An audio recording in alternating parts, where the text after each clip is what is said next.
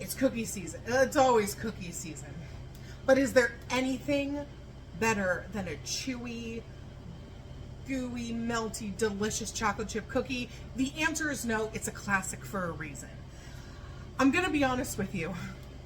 The recipe that I use, that people love, that lots of people ask for, I don't gatekeep.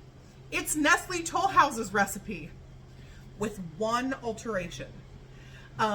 Truly, in my opinion, the secret to a good chocolate chip cookie, the magic is in the method of it. And we're going to talk about it today.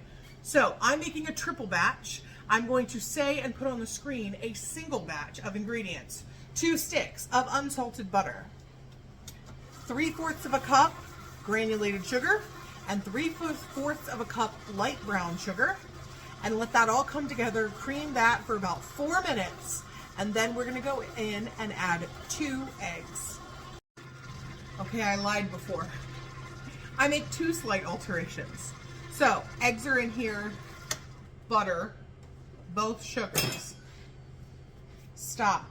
Scrape down your bowl and your paddle. Get it all towards the center before you add anything else, because we want everything to be equally incorporated in the cookies. Okay, now let's get her rolling again. You need 1 teaspoon of baking soda. Make sure your baking soda is fresh. It can expire, and baking soda that's not fresh can affect the rise of your cookies, how flat or puffy or cakey, you know what I mean, that they are. Now, the recipe says 1 teaspoon of salt. I always find that that's a lot. So I do 1/2 teaspoon of salt. That's alteration number 1. And then you'll need 1 teaspoon of vanilla extract.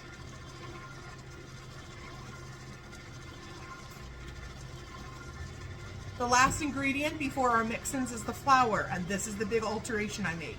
The recipe as it reads, it's 2 1/4 cup flour.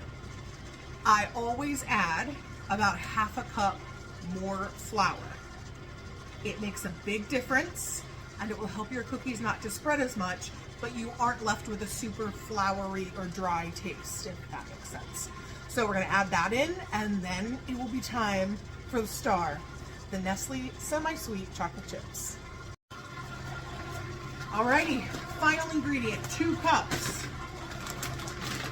of semi-sweet chocolate chips. Can you use dark chocolate? Yes. Can you use white chocolate? Yes. By all means. If you want to use butterscotch, use butterscotch. This is a great cookie base recipe that I have manipulated many ways to add other flavors.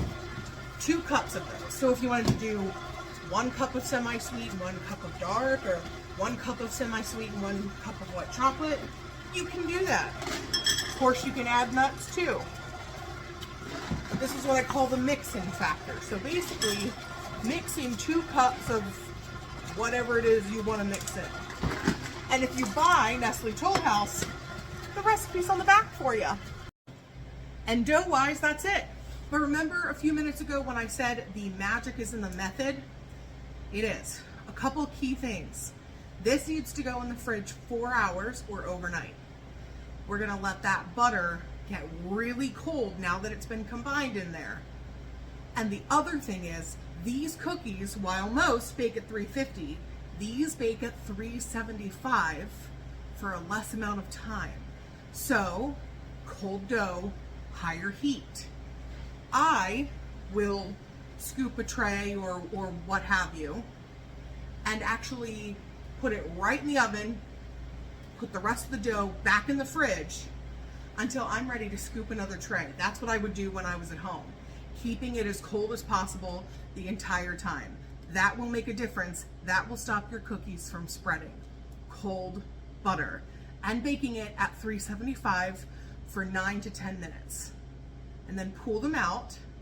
There, you might see them like sink a little because they're gonna look puffy in there, but no, that means you're getting just that chewy, perfect, wonderful center. And that's it. you will have made the most delicious chocolate chip cookies. Everyone will want your recipe, and little do they know, it's already in their pantry. Some people may say that the perfect cookie doesn't exist, but I think it does. Golden brown, soft, chewy, melty, delicious. That is everything that you want in a chocolate chip cookie. And with my recipe and methods, well, Nestle Toll House's tweaked recipe and my methods, you can get this easy.